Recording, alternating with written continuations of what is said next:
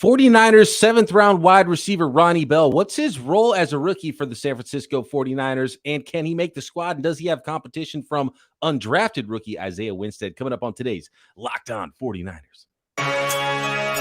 You are Locked On 49ers, your daily San Francisco 49ers podcast, part of the Locked On Podcast Network, your team every day.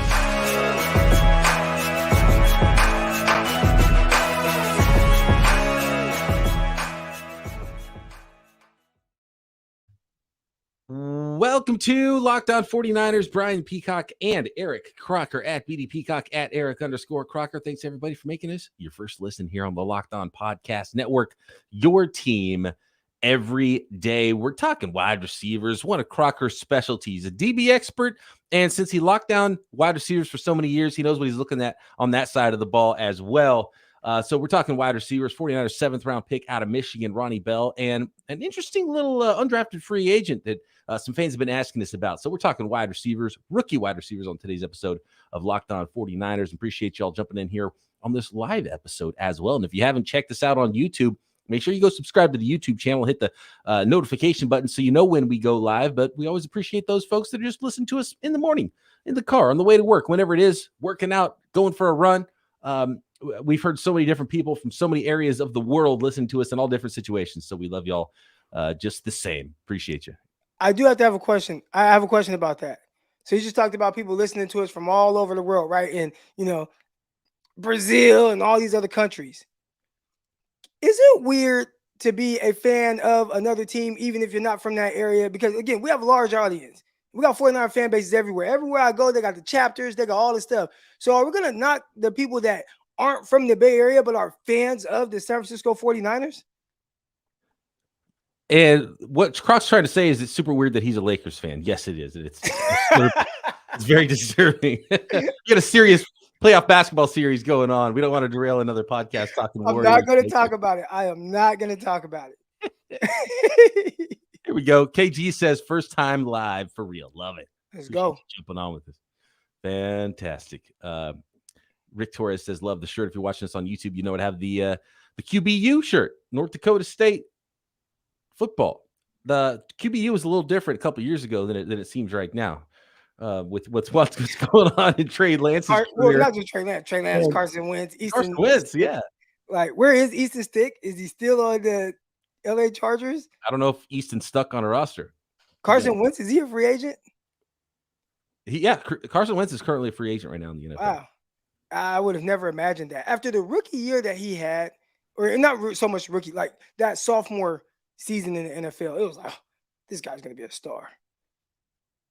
Oh, it's crazy what Carson Wentz's career has been like. And, Trey hasn't even had an opportunity to get his career going yet. So we'll see what that ends up looking like for the 49ers. I got high hopes for Trey Lance. I'm going to rock my QBU shirt because I like the young man. I think he's going to do big things. So we'll see. All right, let's talk Ronnie Bell, Croc. You've put on the tape. Let's start with the strengths. Like what did you see immediately when you put on the Ronnie Bell tape at Michigan? Is there something to work with for the San Francisco 49ers? And the way I said, the first time I watched him, I was like, this is a Kyle Shanahan wide receiver because he hits the toughness. He has some athleticism, some wiggle, but he's not like a downfield winner of the football. But he just brings a toughness. And Kyle likes those medium-sized guys, 5'11 and a half, 191 pounds. That's kind of what Ronnie Bell is. I definitely want to start by prefacing this with saying I don't watch highlights, because I think it shows a lack of, or it can make it look like whatever you want it to be, for good or bad. So I'm looking for what is consistent with Ronnie Bell in his game. Who is Ronnie Bell? Like, that's what I'm thinking about when I cut the film on. How does he affect defensive backs? What are his strengths and weaknesses? What can the 49ers hang their hat on with drafting this guy in the seventh round? And let's start with him being a seventh round pick, because the expectations for a guy in the seventh round are not high. Right, like you're not guaranteed to make the roster if you're a fifth, sixth, or even seventh round pick, and obviously undrafted as well. So this is somewhat of a flyer on a guy. Like, hey, he does certain things. Let's see how he can fit in what we do. And I'd say right away, the thing that is easily to just see that Kyle Shanahan loves is the toughness with him. blocking is something that he truly takes pride in. I saw him lead the way for it was either a receiver or a tight end on the screenplay, and he's blocking all the way to the end zone, and he's hyped up. He's celebrating with his guys. He's high-fiving. He's excited for his guy that got in the end zone. And every game film that I put on, it was very clear that this isn't just a one defensive back type thing, or I played this team and I was able to bully this guy. Every single game that I put on, he really took pride in blocking. So I know that might be like a little bit more of an underrated aspect of someone's game, but as far as Kyle Shanahan liking him and maybe in a certain area, and I'll get to that as well, but the blocking and how much pride he took into that, I think that stood out big time right away. And sort of projecting a role here too, because I think that's really important. And we asked the question at the top, is Ronnie Bell someone who can make the 49ers roster as a 7th round rookie? And there's guys in front of him, right? We got Debo, we got Brandon Ayuk, we got Jawan Jennings, we got last year's 3rd round rookie, Danny Gray. He's got that 4.3 speed. We'll see what he looks like in his second training camp with the 49ers. And Ray McCloud, who's locked into that sort of wide receiver 3 slot and return man role. So, you know, there's room for maybe one more guy if everybody's healthy. They signed Chris Conley, and so there's some bodies at wide receiver now, and it's going to be a fight for that 6th spot. So special teams is going to be important. And when you watch him play and you watch the physicality he brings, he's not afraid to hit somebody. I think that is where he could potentially stick and make the roster and potentially be someone that has a jersey, because he can go on coverage units. Now, as far as return man, going back to his high school days, he was a return man, but you know, a lot of guys are doing things in high school that they don't do at the NFL level. And he only had maybe 10 or 12 total returns in his college career. And I don't see him dynamic with the football where I'm like, this guy's going to go take Ray McCloud's job, right, as a returner. So maybe he's fielding punts in training camp just to be a backup there. But if he makes the team, his first avenue is going to be on coverage units as a wide receiver.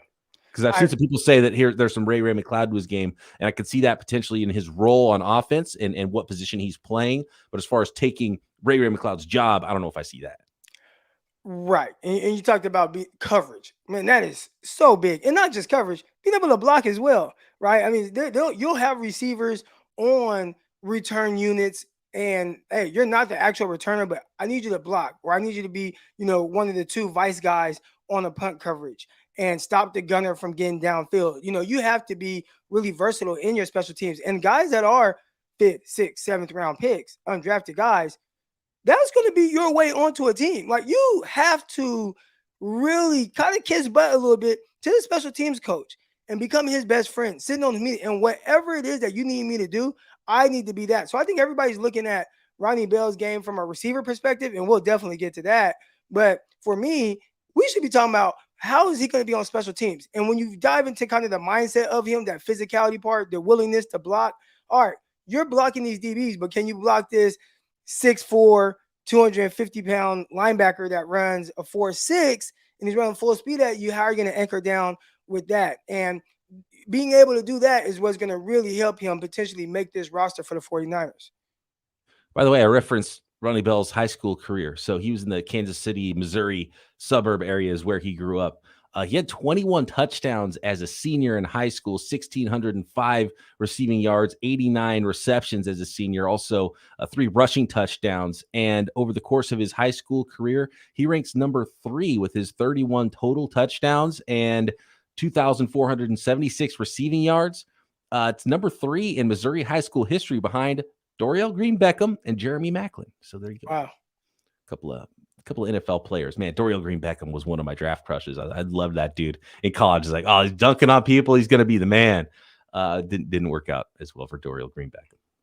Well, and I don't think that's going to work out for Ronnie Bell either. When we start to kind of dive into the actual receiver that he is, we've talked a little bit about his mindset, but as just a pure receiver, he leaves a lot to be desired as a pure pass catcher. I have some questions for you about that from what I saw on tape, and I can't wait to hear you get into that, Croc, next. Thanks, everybody, for making us your first listen here on the Locked On Podcast Network, your team every day. Today's episode of Locked On 49ers is brought to you by Built Bar. Of course, you're looking for a delicious snack, but you don't want all the sugar and calories, right? You got to try the best tasting protein bar ever, which is Built. Healthy and tastes amazing. That's the combination you want. And check out these macros as it pertains to Built Bars and Built puffs. Only 130 calories in most Built bars and only 4 grams of sugar, but with a whopping 17 grams of protein. I'm not sure how Built does it, but these bars taste like a candy bar while maintaining amazing macros. And now you don't need to wait to get a box. You can go to some store shelves locally. Of course, you can find all the flavors at Built.com, but they've got them at your local Walmart and Sam's Club as well. That's right. So head into your nearest Walmart today, walk to the pharmacy section, and grab yourself a box of Built bars. You can get 4-bar boxes of cookies and cream, double chocolate bar, or coconut puff. Or if you're close to Sam's Club, run in and grab a 13-bar box of hit flavors, brownie batter puff, and churro puff, and you can thank us later in tons of new flavors all the time, seasonal flavors. Some of the newest, we got cookie dough, chunk puff, we've got a peanut butter puff as well, and you can find all the flavors and varieties, like always, at Built.com. All right, here we go. Let's talk. Croc's smiling about something. I was smiling about my guy B-Mac in the chat because something was going on Twitter earlier, but yeah, let's get into it. So here we go. Ronnie Bell. 5'11 and a half, 191 pounds, ran 4.54 at the combine, 38.5-inch vertical, 10 feet broad jump. Really nice agilities, both at the combine at 4.15 short shuttle and 6.98 3-cone, 14 bench press reps as well. He came back for his pro day, didn't run anything except for the shuttle, or the agilities, which he already was so good at the combine, did them again and bettered both numbers. Pretty ridiculous agility numbers at his pro day, 4.04 short shuttle and 6.62 3-cone. And so, and this is where it comes into me from what I saw, Croc, and I can't wait to hear what you say about it. So when I'm watching him on tape, I feel like you can see some of that short area quicks, and he's energetic and he's tough and he'll block people. And I think active is the best word for him. He's a super active guy and he's trying hard, and you can see there are some quicks, but for some reason it doesn't translate to playmaking on the field, if that makes sense.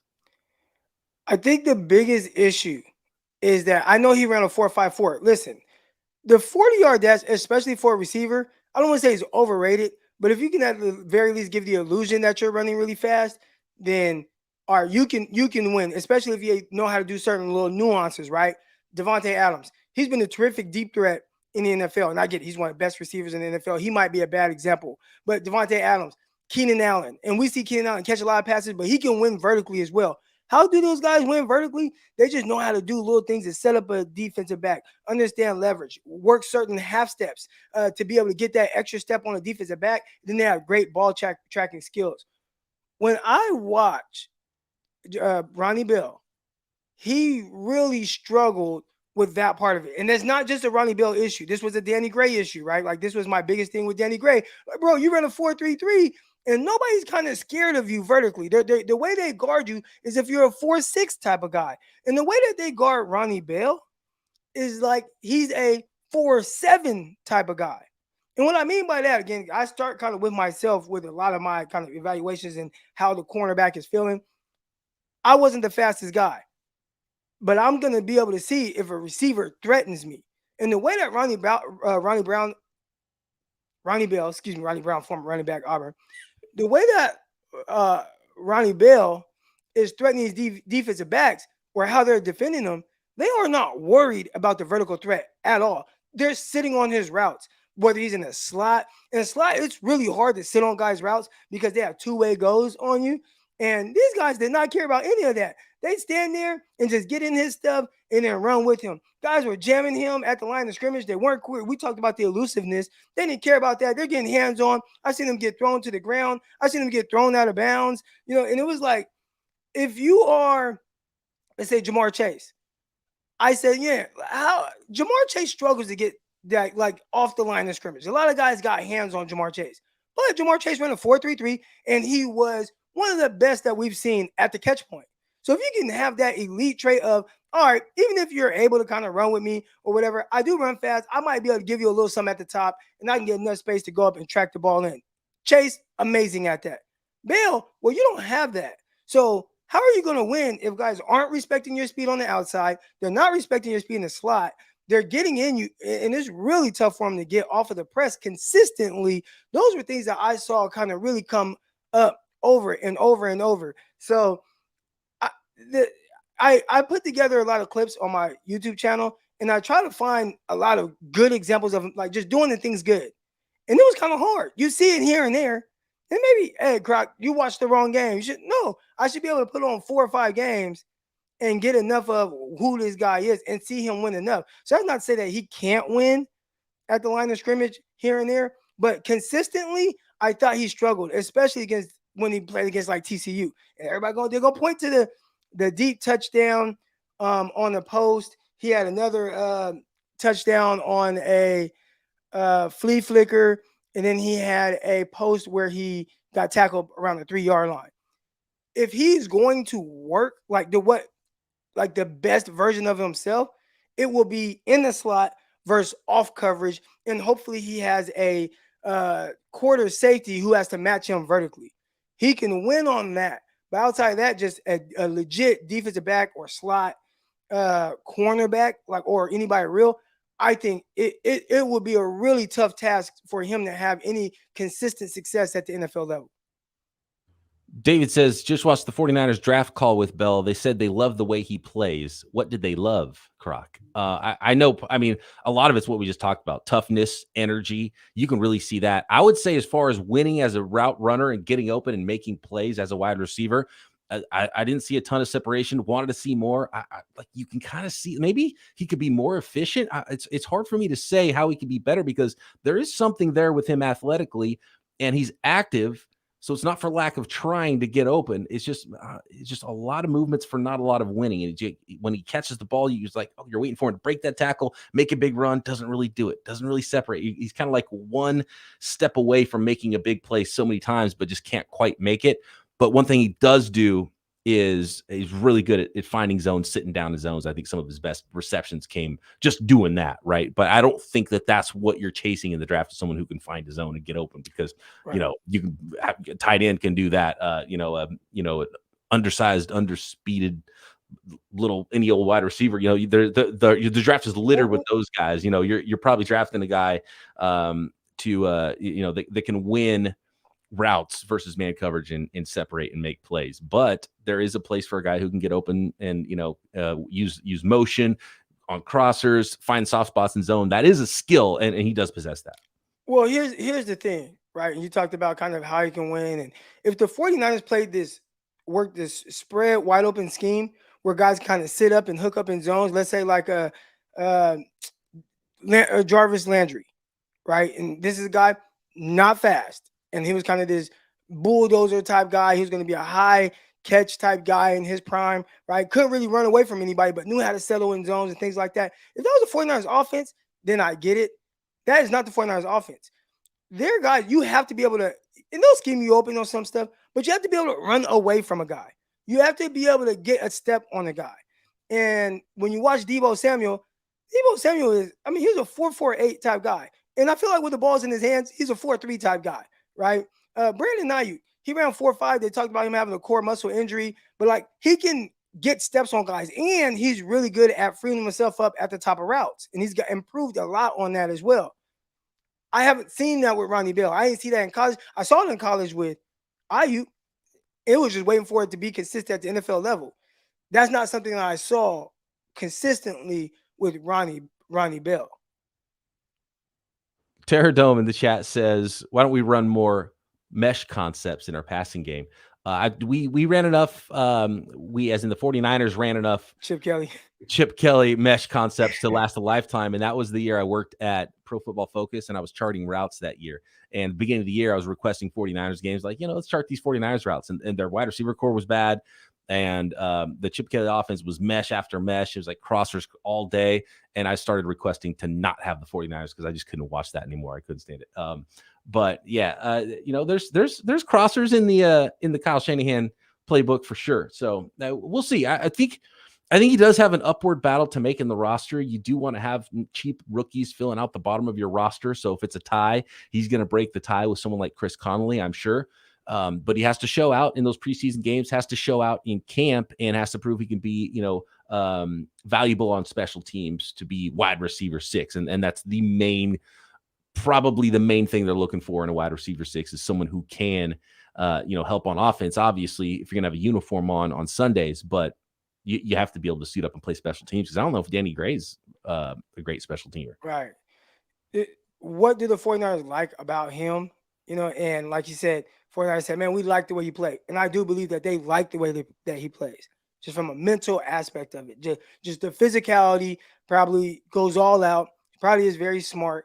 And whatever you tell him to do, he's probably going to be able to do those things and be able to retain information. 49ers have an offense that can be a little bit more difficult to pick up.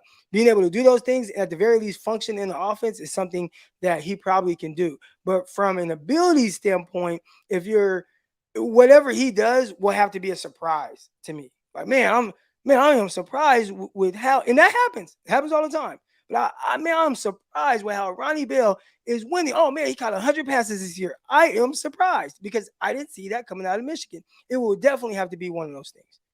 And you do have to realize, especially with some of these late 7th round picks that the 49ers had, and I know they had Brock Purdy last year, that doesn't happen. That's never happened in the history of the NFL before with a Mr. Irrelevant doing what Brock Purdy did. So, it's already tough for guys drafted that late. We're talking 2 picks, in the 250s range, right? Making the roster, and then considering, Isaiah Winstead was an undrafted free agent. That was just a handful of picks later than Ronnie Bell, right? Right. So you're pretty close to undrafted territory right there late in the 7th round. And the 49ers, of course, would love to have a young, cheap wide receiver on their roster. And I can't wait to see what he looks like in a 49ers uniform. But it is going to be an uphill battle. But there is a roster spot to be won for the 49ers. And it could be Ronnie Bell. It could be go to a veteran like Chris Conley. And Croc, it could go to one of those undrafted free agents like Isaiah Winstead. We're going to talk about him for a second. But real quick, I want to say, you draft Ronnie Bell in the 7th. I get it. We talked about A.T. Perry probably isn't going to be a Kyle Shanahan type of guy. And I'm going to get off A.T. Perry. He might not be good at all for the New Orleans Saints. We'll see. But I would have liked to see them, if you're going to take a flyer on a guy, and it's like, okay, maybe he makes it, maybe he doesn't. More likely he doesn't or whatever. Why not get A.T. Perry in the 6th round and just see? Dare to dream. I'm with you, though. I'm with you, Croc. Yeah, Dontavian Wicks, A.T. Perry.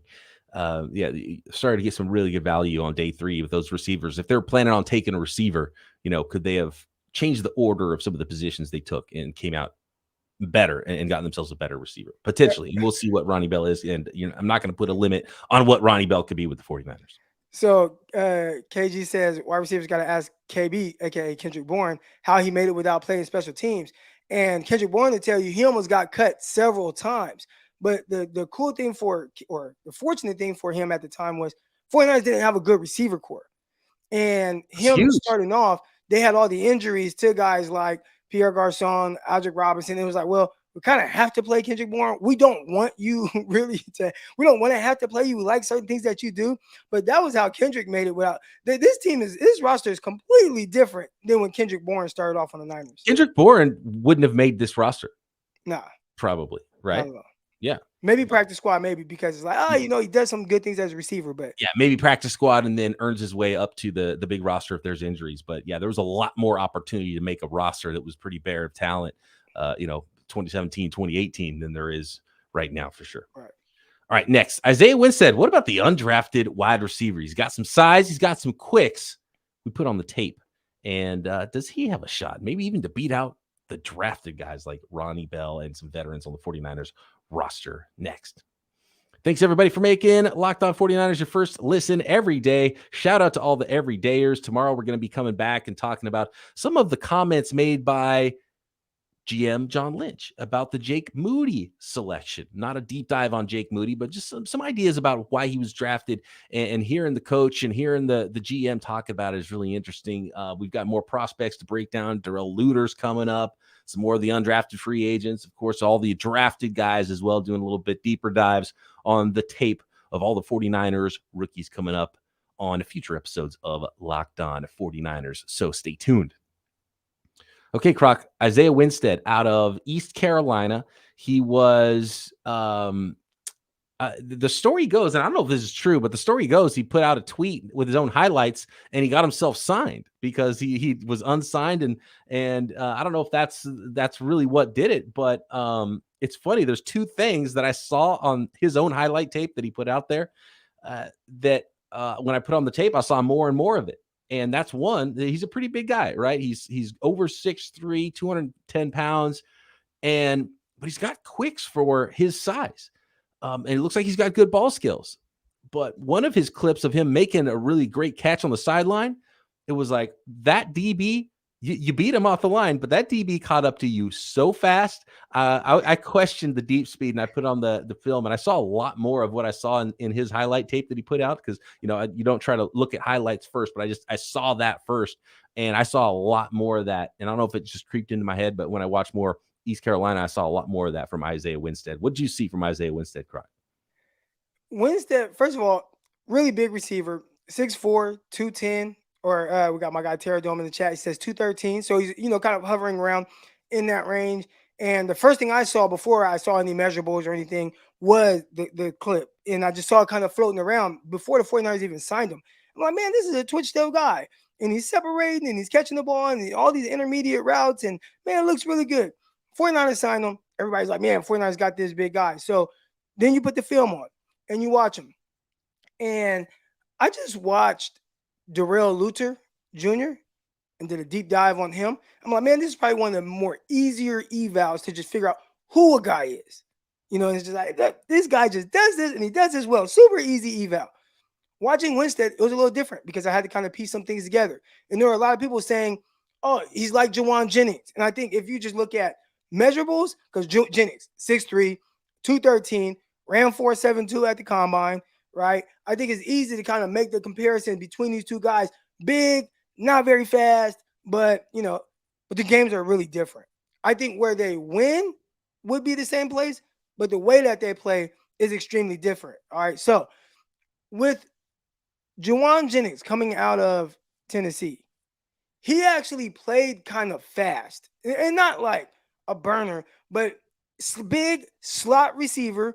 And when he took off, it was like he's kind of moving, and then let's say he has like a bang 8 on. He moving, boom, bang 8, boom, catch the ball, right? It looked fast, and it was maybe to his 100% as fast as he could move, but it was at the very least looked like a threatening type of speed to maybe get guys to kind of open up and him get enough positioning. When I watched Winstead, I thought he played very slow, very slow. Now, where he wins, because again, I think he's going to be more of a slot type receiver because, like you said, I think he would really struggle to win vertically on the outside or threaten the outside guys enough to be able to win inside on slants. All right. But how he can win on slants and other these routes and what was very consistent on film, the short to intermediate routes, his twitch, his change of direction is really special for somebody his size. And we saw it in the little highlight clip, the practice stuff, but I thought that carried over to the game as well. Inside, he understands how to be patient, set up defensive backs, and then, boom, put his foot in the ground, and he can separate by a yard or two right there. And he can catch the ball. He has big hands. I thought he caught the ball well. Even on some deeper stuff, I saw him show late hands. I thought that was really good. All right. But where he is going to really benefit is being a big slot.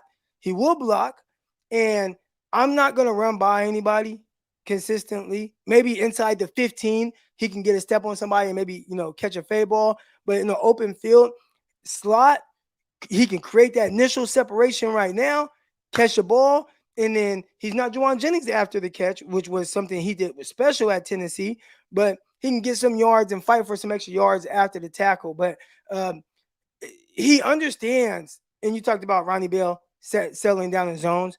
I think he did a terrific job of that, of really kind of creating that separation, making defensive backs stop their feet, but settling in open zones before he gets to another defender. Those were things I saw him do very well. So the lack of speed is a little concerning, and a lot of people are like, man, he was ultra productive. But, man, I put on, like, the Navy film. 11 catches, 150 yards, whatever it was. He had like a 60-yard touchdown where the DB sat on his route, drove, and just the ball went through like his hands.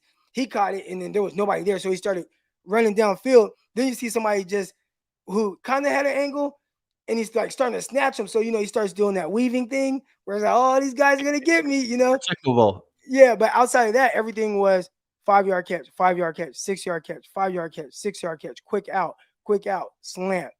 So very short to intermediate type routes. Yep, and he's got a chance because of the short area quickness at his size, and some ball skills. So you like that. Jalen Hurd. He plays a lot like Jalen Hurd. Jalen Hurd without the ball in his hands. Right. Yeah. Because Jalen Hurd with the the routes, Jalen Hurd, and that's kind of the difference with Juwan Jennings too. Is they're good after the catch as well. So okay, you got open with that 5-yard route. Now what are you gonna do? Yeah, Jalen Hurd that's a really good one because when he was in the slot, wasn't really going to threaten guys vertically. But man, I mean, he could really run routes. And I'd say Hurd was probably a slightly better version, which is why he was drafted 3rd round as opposed to going undrafted, and but Hurd was, and it sucks that it didn't work out. He had some special stuff too. And he was 6'5", 230. And Right. he was quick. And I think he would have been a great move tight end, eventually. But Winstead kind of has some Jalen Hurd stuff, but not nearly as big, right? Because Jalen, legit 6'5", 230. And he was faster. He ran 4.6. And his agilities were really good, Jalen Hurds. And you could see it. You could see the agility. You could see the explosiveness in a short area and how powerful he was. Former running back Jalen Hurd. And look, Jalen Hurd would be playing that role that Juwan Jennings is playing right now, and probably playing some of the outside role that Ayuk is playing potentially. So yeah, unfortunately, with the knee injuries, it didn't work out with Jalen Hurd. We'll see if it works out with Isaiah Winstead. Has a shot. Looking at his official pro day numbers from Dane Brugler's Beast, 6'3" and an eighth, 210 pounds, 4.75 40. He was 7.13 in the 3-cone, which is pretty good for a bigger receiver. 4.44 in the short shuttle, 30-inch vertical, 20 bench press reps, which is nice for a guy with long arms. He has really long arms, 33 and 5/8, big hands, 10 and 3/8, 88+ inch wingspan. So he even plays bigger than 6'3" sometimes, just because of long arms, big hands. And you can see it on the field. If you say he's 6'4", it'd be like, I totally believe you, because he looks big and he can separate a little bit in the short areas. So interesting player. We'll see. There's going to be a battle. And speaking of that Juwan Jennings position, Croc, in that slot position, Ronnie Bell, kind of a slot guy. Isaiah Winstead, maybe a bigger slot. Are the 49ers looking ahead to be like, man, I don't know if we're going to sign Juwan Jennings. Let's get a cheaper player in there that could be that big slot role for us. I'm waiting for the 49ers to kind of get a real slot. Now, listen, the way their offense is ran, and Juwan Jennings, I think he plays it very well, especially with his physicality. Man, can we get a Josh Downs from North Carolina? It's he's 5'9", 180, but man, he's quick. He's just a catch monster. And it's 49ers no, we don't want that guy. We want Juwan Jennings. Hey, don't clown a 30-inch vert in the chat, okay? I'd kill for a 30-inch vert right now. The 30-inch vert. So someone in the comments said, how far or high, because you talk about broad jump, vertical jump, what does that have to do with anything? And really, it's more so about how explosive is this player. So you can look at 40-yard dash, you can look at their broad jump, their vertical jump, and really just shows how explosive of an athlete are we getting. So you kind of measure those things all together. That the RAS, the relative athletic score. Yeah, that's what goes into kind of all of that, and it all makes up who and what the athlete kind of is that you're getting. Right. There's a size score, then there's a speed score, then there's an explosion score, which is the jumps, and then there's a agility score too, which is the lateral quick stuff. And so yeah, you put it all together, watch it on tape, and you hope all those things kind of jive and look right. It's a lot easier evaluation when you see a guy on tape and you're like, okay, looks like he's fast, and then it looks like he's quick, and you look at his agilities and his 40 time, you're like, cool, that all meets up. I think we know what we got here in this guy, and it just helps as part of the evaluation. Some guys look quick and they don't test well. Some guys, just play fast, and some guys that test fast don't play fast. We got Gennaro Muniz in the chat, and he says Brock's 10-yard split is what got him drafted. I don't think that's what got him drafted, because if that was 90th percentile 10-yard split, though. Well, yeah, but if that was the deciding factor, then he wouldn't have been the last pick in the draft. Right? If it's you're going to get drafted because of your 10-yard split, it would be higher than literally the last pick in the draft. And you see it on the field, though. You see that 10-yard. You do? Yeah. You do. He does have good quicks. Absolutely. All right. Thanks, everybody, for making Locked On 49ers your first listen every day here on the Locked On Podcast Network. Like Joshua says in the chat, let's see some more likes on the show. Smash that like button, people. We appreciate you. Croc and I will be back with you tomorrow. Thanks for jumping in the live chat, and we'll talk to you next time right here, Locked On 49ers.